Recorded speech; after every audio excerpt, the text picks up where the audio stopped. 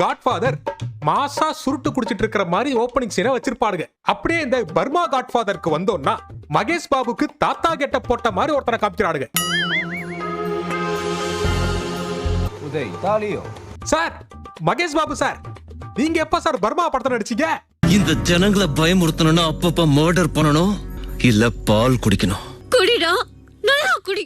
அடுத்து நம்ம தமிழ்ல பையன் ஏகேவோட என்ட்ரி.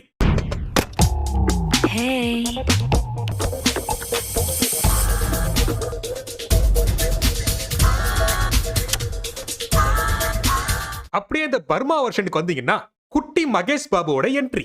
காலங்காத்தாலே ஷூட்டிங் வச்சு உயிரை வாங்குறானுங்க, கழிச்சால போறவங்களா.